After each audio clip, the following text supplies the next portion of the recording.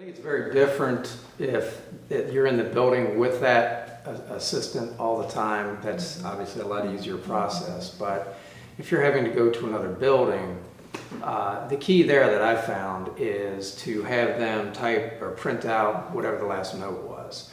Then go through it and address all the goals that they've been treating. And then at that point, any notations that they might have with changes in discharge or any of that, those other concerns, family support or what have you. And then at that point, go see the patient and run through and see how that compares to what you're seeing. And if you do that with, let's say you've got 6 to do, for instance, and you drive there to do that, you can go through all 6 with that assistant at that time and then see all 6 of them. And it's much more efficient that way, rather than trying to sit down and go through one and then go and try to see the other one and all that. And if it's all written in front of you, you already know exactly, specifically what the goals are, what the status is at that point for the assistant. That sounds like a very well-oiled machine. How long did it take you to get to that process? Yeah, that's a challenge. You have to have an assistant that is able to do that. You've got to be able to count on the fact that he or she's going to be able to look at that and be ahead of time, because you're getting there potentially. One building that I personally go to is an hour-and-a-half drive. So by the time that I get there, I need to go through these relatively quickly, and then at that point I'm able to see the patients. There's still time for me to see each patient and do that. But yeah, there's some that can do that and some that cannot. And that is a challenge. So you have to have someone that's strong in that role to do it. And to answer your question, it depends on the individual. It can be something that has to do with a lot of years of just doing it, and it can be somebody that's out of school a year or two. It just depends on their view and what they're willing to take on.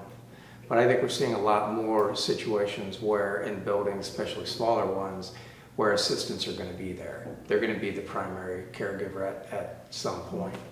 And so they've got to be able to step up with respect to that. So.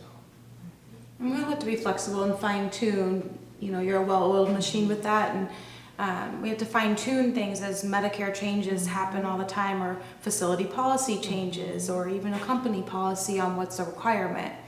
So it's constantly having to update the way we practice. So we have a wonderful meeting where we sit down one-on-one with each PTA so that we can know what they're doing. But I've been a therapist for 25 years, so when I have a patient in the gym, I'm looking at the gym. Like, I'm not just looking at my patient, I'm watching what my PTAs are doing, you know, giving them just little tidbits here and there, like, hey, she needs to do the stairs, or hey, he's got to be able to walk on a cane.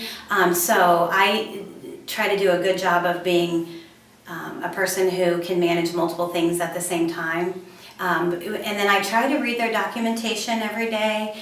Sometimes that gets to be excessive. It's the end of the day, and you know, you still have to co-sign 8 notes, 10 notes. So, but I try to be aware of what they have going, and their productivity is even higher. So I worry about them because I know they have even less time than what we do. So they need to know what they're doing when they get here.